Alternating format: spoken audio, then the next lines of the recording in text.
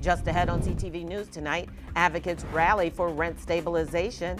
Rent stabilization back on the agenda at County Council. I'm Byron Scott. That story coming up. Plus, we have an update on the child who accidentally shot themselves in Cheverly. There are very serious atrocities occurring with our recklessness and our carelessness. And Simon Buggs has your Tuesday sports page. All those stories and more. CTV News starts now.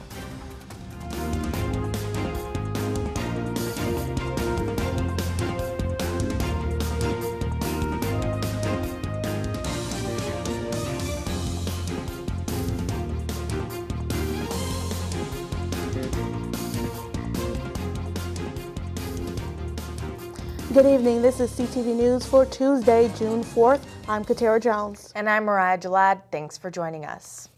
The suspect charged with firearms offenses after a child accidentally shot herself with his gun has a record of violent crime.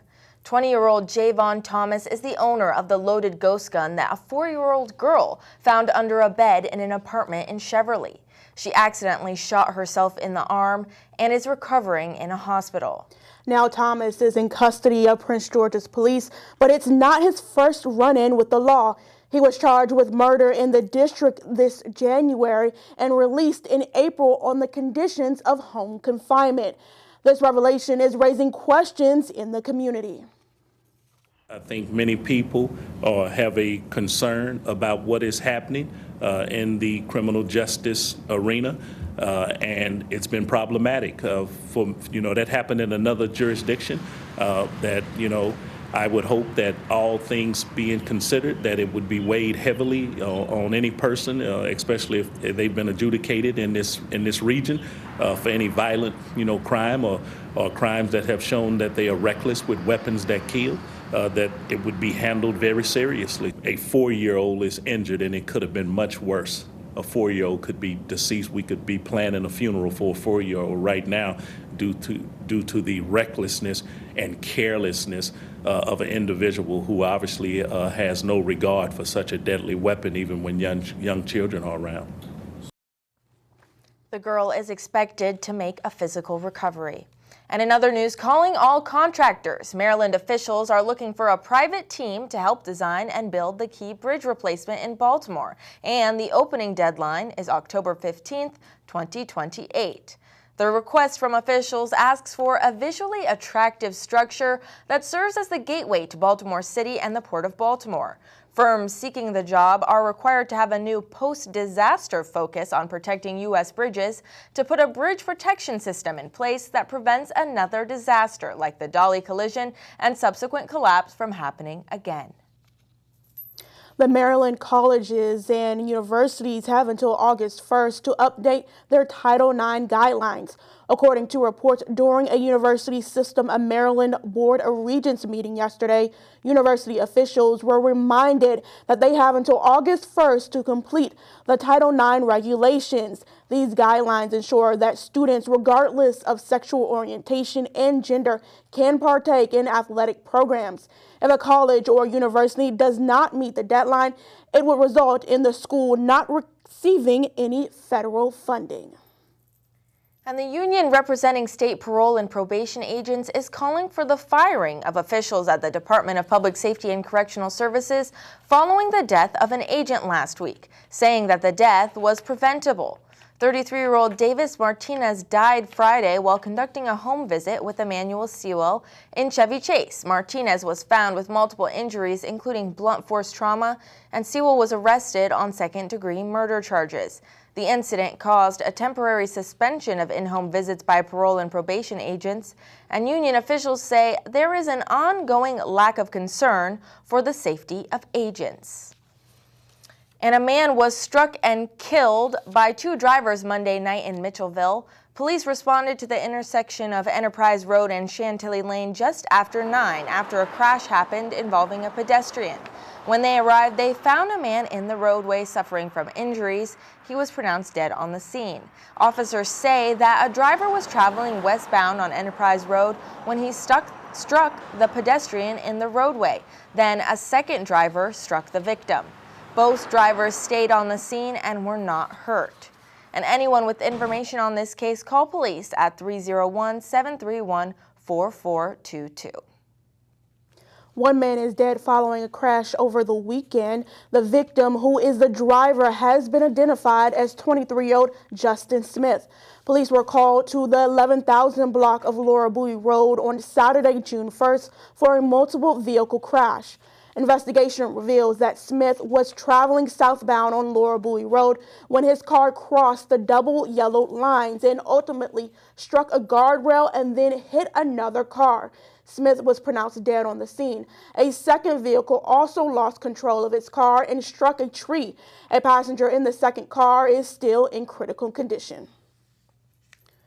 Police are investigating after a man was shot and killed in Hillcrest Heights Monday evening. Police were called to the 3200 block of Naylor Road just after 7 for the report of a shooting. That's where they found 31-year-old Deshaun Roberts of Temple Hills outside a liquor store suffering from gunshot wounds. He was taken to the area hospital where he later died. Anyone with information on this incident is asked to contact police at 1-866-411-TIPS. A reward of up to $25,000 is being offered for information leading to an arrest and indictment in this case. And rent stabilization is back on the agenda in County Council, but this time lawmakers are looking to replace the temporary measure with a more permanent solution. As Byron Scott reports, the bill drew protesters to County Council. What do we want? Housing justice! When do we want it? Now! They gathered in front of the Wayne K. Curry Administration Building in a unified block of protest. What I say is we can't afford to do nothing. We can't afford to pass their version of rent stabilization. They are rallying against CB 55, permanent rent stabilization legislation that was introduced in County Council today. CB 55 is introduced. Council Chair Jolene Ivey is the main sponsor of the bill. 5 others have signed on to it. It would replace the Temporary Rent Stabilization Act of 2023, which capped rent increases at 3%. CB 55 caps it at 6%. Ivey says anything lower would make it difficult to attract developers.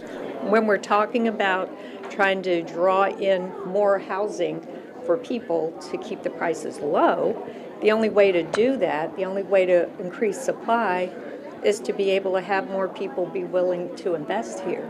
And they're not willing to invest right now. They're just not. But protesters say the bill puts them at risk of eviction. They want the 3% cap to remain and an even lower cap for senior citizens. We need to outlaw fees landlords charge which exploit us. And we need full vacancy control so our landlords will not evict us in order to raise the rent after replacing us with new tenants. So I'm just asking that you guys pull back and keep it at 3%. Thank you. No action was taken on the bill, but it did spark some heated exchanges. I don't know. You've been on the council a year and a half now. I think you know the legislative process. Right. I know that the process is to have a router sent to us 2 weeks out, and it wasn't. I know the process is to make sure that the link works so that the community can have access to the bill. But that did not happen either. So I just, please don't insult our intelligence. I think that the best thing to do is just wait for the hearing and listen to everything about the bill and ask questions, and that's how the legislative process works. For their part, council members Oriata and Ed Burrows say they'll introduce their own legislation to address these issues in the coming days. In Largo, Byron Scott, CTV News. Police need your help in locating a missing child. Take a look at your screen. This is 12-year-old Esmeralda Polanco. She was last seen yesterday morning at 9 a.m. in the 9100 block of 5th Avenue in Lanham. She is a Hispanic female, 5 feet tall, and weighs about 123 pounds. She was last seen wearing a black hoodie, gray shirt, and khaki pants. Anyone with information on her whereabouts is asked to contact Missing Persons Unit at 301-772-8970. And you're watching CTV News. Still to come. We know that Prince George's County received a AAA rating from Fitch. Find out where the state of Maryland ranks after the break. You gotta believe without seeing. You gotta keep going, keep breathing. When you face a day that feels like you're gonna break.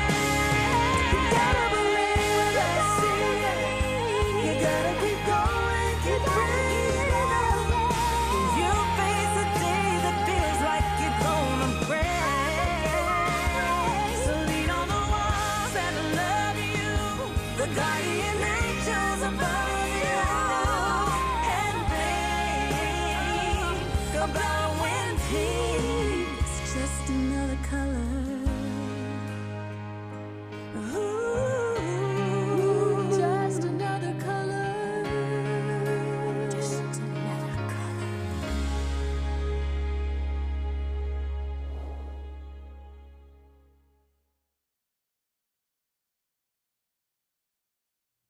Welcome back. The Maryland Insurance Administration has received the 2025 proposed premium rates for Affordable Care Act products, which impacts 496,000 Marylanders. This includes rate submissions from WellPoint Maryland Incorporated and HMO that will begin offering Affordable Care Act products in Maryland for the first time.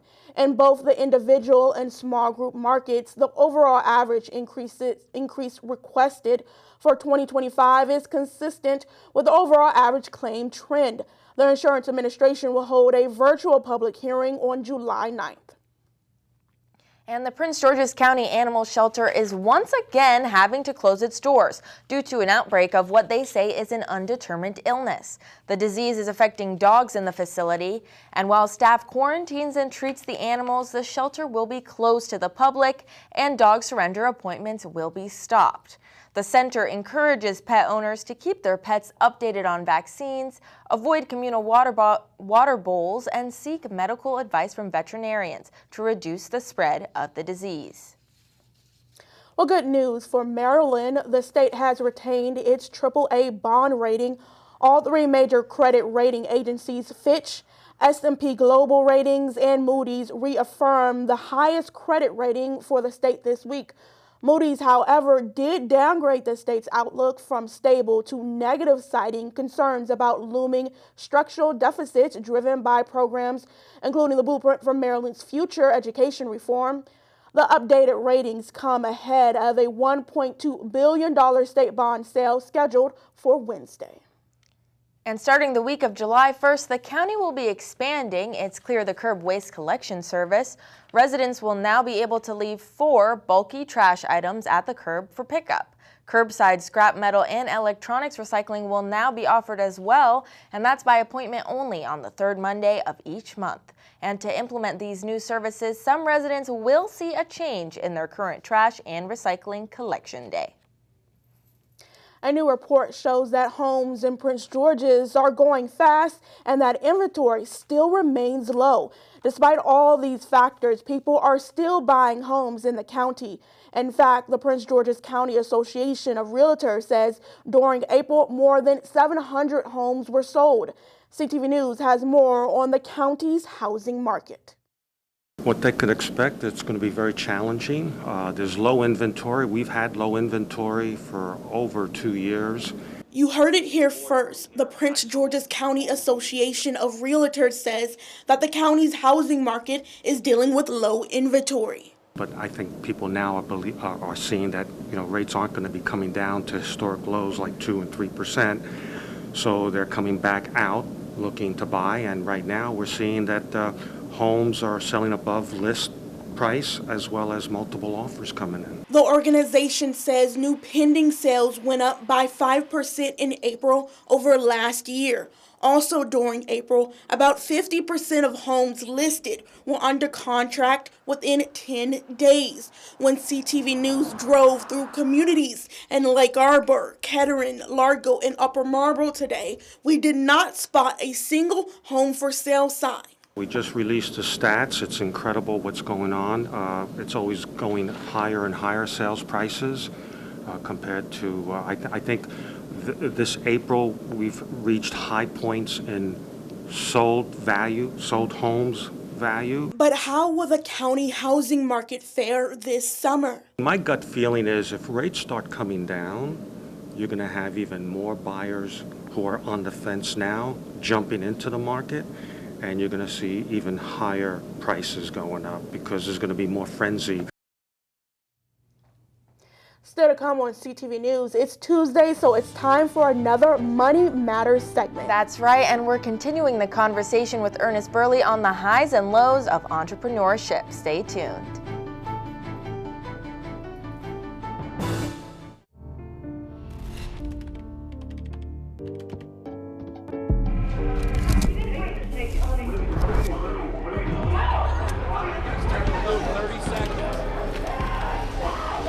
I'm an ex-drug dealer, and I'll be your sub today. Can you see anything different as a pill? No. You don't know? Fentanyl is being mixed into everything now. There's only one thing that will save somebody's life. That is naloxone nasal spray. Fentanyl, it's cheap, it's potent, and it's profitable. Why would drug dealers put a lethal dose of fentanyl in drugs if they know it's so harmful? Really just all about the money. I just didn't realize that one pill could change your whole life. More kids should know.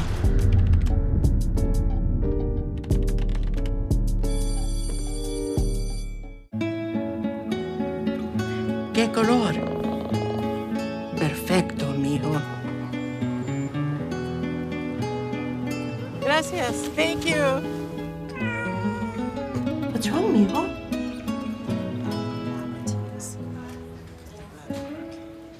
Donating to a pet's medical care is one of the many ways you can help families in your community. Pets and people belong together. Learn more at petsandpeopletogether.org. You quit smoking and thought, that's that. But here's the thing about lung cancer. By the time you see the symptoms, it could be too late. But now, there's a new scan that can detect lung cancer early when it's more curable. If you smoked, get scanned. Talk to your doctor or learn more at savedbythescan.org.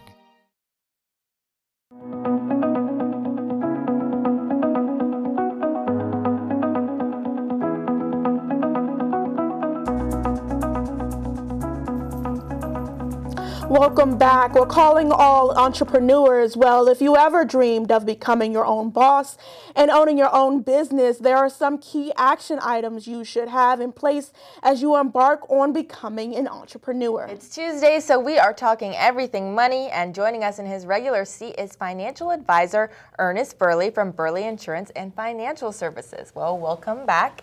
This isn't our first time talking about this topic, and I'm glad we're coming back to it because I really enjoyed the conversation that we had last time. So let's kind of go over what we talked about before. What are some of those main problems that people run into when they're first starting their own business? Yes, I'm glad we are readdressing this too, because we could have another series on it. But there are three, I shouldn't say main, but three big things that come up. Of course, lack of revenue. So like we said before, you eat what you kill. So a lot of people can't get enough revenue to keep the business going and also take care of their personal situation.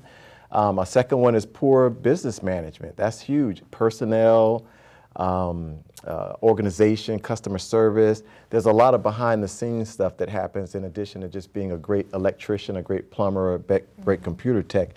There's another side. So some people are great at what their expertise is, but bad on the business side. And the last one is income taxes. I mean, a lot of them get burned on income tax liability. That's a big thing for new business owners. And can you talk a little bit more on how income taxes can be a big issue for business owners? It's a big issue because when a business owner receives money from someone, there are no taxes taken out, right? You cut a check to a person for $1,000, $5,000, $500, there are no taxes taken out, and we all know you can't earn money in this country without paying taxes. No. So if you earn $100,000 this year, you may owe $15,000, $20,000 in taxes all at one time in April of next year. And that is a big problem for most new business owners. So if I'm a small business owner, what can I do to tackle that problem and make sure it doesn't hit me in that way in April?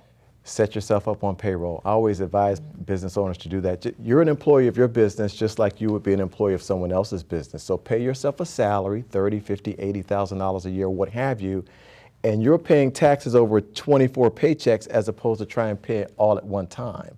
So that's one way to do it. Very highly recommend doing that. And also you can pay estimated quarterly taxes too. So you can cut a check to the federal government or the state, or you can go online and make payments for estimated quarterly taxes to help with that tax liability. And what are some key things a person should put in place when they decide, I want to become an entrepreneur? Another big one, you should have your own separate bank account in the business name with a checks that come with it, and also like a debit card, because all of your income and all of your expenses should run through that business bank account. You should also have a business credit card, and you should incorporate to protect yourself from possible liability arising out of that business. So you can't have a situation occur where it's your business, but then they're digging into your personal assets because you're a sole proprietor. Everything is all combined together. You don't want that. Separate them out and also insure the business to protect it from situations that may arise.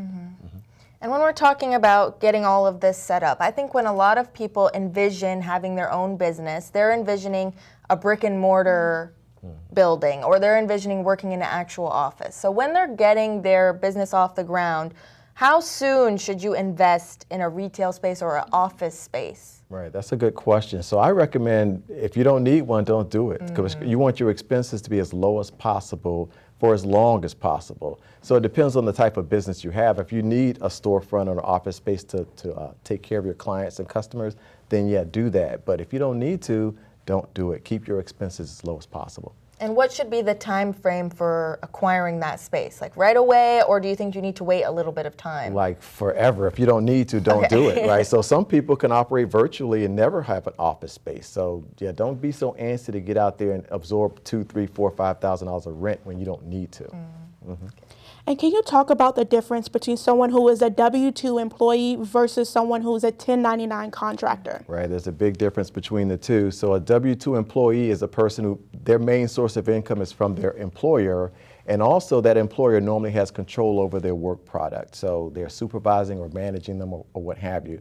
Versus an independent contractor, basically they're self-employed. They're a business owner. Their main source of income is not from one particular company. They work for whomever will get their services and products, and no one has control over their work product. So you're not telling an electrician how to do their job, right? Because that's their area of expertise. So big difference between the two. So if I'm hiring people, which should I do? W-2, 1099, what's the best for me as an owner? Well, if you have control over their work product, then they should be a W-2 employee. So if they're answering your phones, doing things in the office, filing, taking care of your clients, more than likely you're managing them, they're a W-2 employee. A lot of employers try to get around doing that because if you have 1099 independent contractors, you don't have to take out for taxes, you don't need workers' comp and things of that nature. So the states don't really like that, so you got to make sure that they are categorized properly. Okay. Yeah. Well, thank you, Mr. Burley, for coming to us today and talking with us. Yeah, appreciate it. Individuals should contact their own financial professional and attorneys to help answer questions about specific situations or needs before taking any action based on this information. And don't move. After the break, Simon Buggs has our Tuesday sports page. And he's giving us some high school summer league highlights. Hey there everyone, don't go anywhere because coming up in a bit, I've got some highlights for you from the Bishop McNamara versus Winston Churchill Summer League basketball game that was played yesterday. You don't want to miss this. If I could be you, and you could be me, for just 1 hour, if we could find a way to get inside each other's minds, if you could see you through my eyes instead of your ego, I believe you'd be surprised to see that you've been blind. Walk a mile in my shoes, walk a mile in my shoes, yeah, before you abuse, criticize and accuse. Walk a mile in my shoes, walk a mile in my shoes, well, before you abuse, criticize and accuse. Walk a mile in my shoes. Jason, let's go see your room.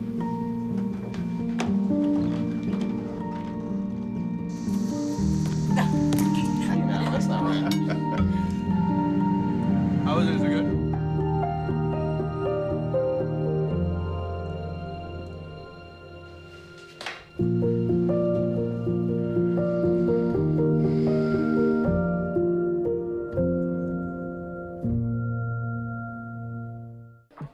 How do you know when you've made the right decision?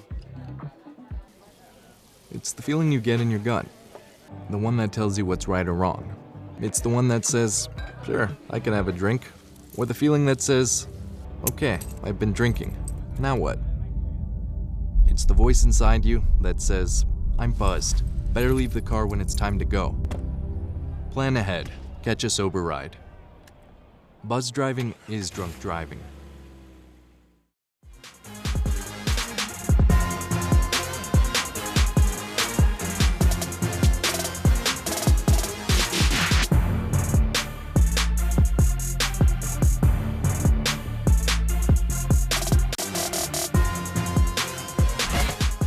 All right, everyone, grab a seat because it's time for your Tuesday Sports Page.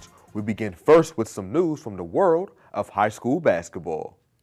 Summer League basketball is in full swing as the Bishop McNamara High School boys squad matched up against Winston Churchill. Starting with the first half, the Mustangs struck first, getting their first basket of the afternoon thanks to this nice turnaround jumper from guard Caden Samuels. And not too long after, the Bulldogs scored their first points of the game as number 0 Ethan Camps cut to the basket and converted on this layup. The game was close as McNamara held a small lead over Churchill. But as the half went on, some nice defensive plays from McNamara, like this double team to force a Bulldogs turnover, and this play from a Mustangs player who got up to block this shot, combined with more shot making from McNamara, like this up and under layup from Samuels, and this nice finish inside from forward Jaden Mills, had the team up big at halftime, 44-17. Now to the second half, while Churchill's offense played a little better as they put up more points in the period than they did in the first, thanks to buckets like this layup from number 23, Ahmad Hassan, the team's defense couldn't stop the Mustangs, and because of this, Bishop McNamara came out on top in this one, 77-41.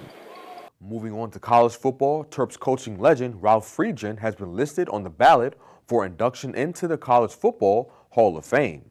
This is the third year in a row that Friedgen has been listed on the ballot. Friedgen was the head coach of the football team from 2001 to 2010, and during his tenure in College Park, he compiled 75 wins, which ranks third all-time in the program's history. The former offensive guard also led the Terps to 7 bowl games, winning 5, and coached tons of Maryland legends, such as Vernon Davis and Torrey Smith. Under Friedgen, 80 players earned all ACC honors, and 7 players were named ACC Players of the Year.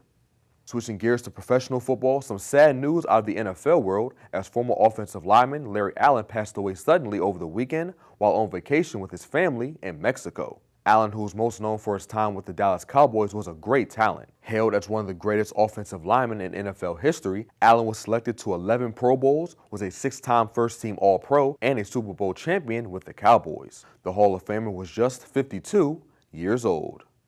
And wrapping up sports, the Washington Mystics are still looking for their first win of the season. And hopefully they will get it tonight as Washington will take the court versus the Connecticut Sun. Tip-off is at 7 o'clock. And that wraps up your Tuesday Sports Page. Simon Buggs, CTV Sports. Thanks, Simon. Now let's get a look at our 3-day weather forecast. Tonight will be partly cloudy out. Wednesday, we have an 80% chance of showers and thunderstorms with a high of 83. Thursday, we're looking at a high of 88. That's a chance of rain drops to 40%. Friday will be mostly sunny and clear with a high of 82 and low of 61. And that wraps up CTV News for now. See you again tomorrow. Good night.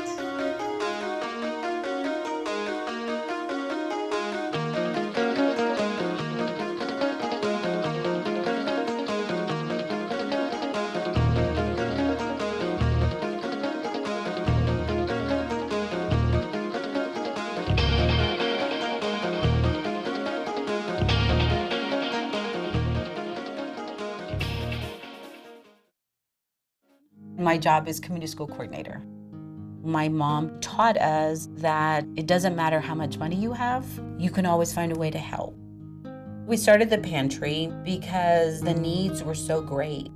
We're very fortunate to have the food bank just a few miles down. I just want our kids to experience what other kids experience and learn to say, what do I want to be when I grow up? And not worry about food.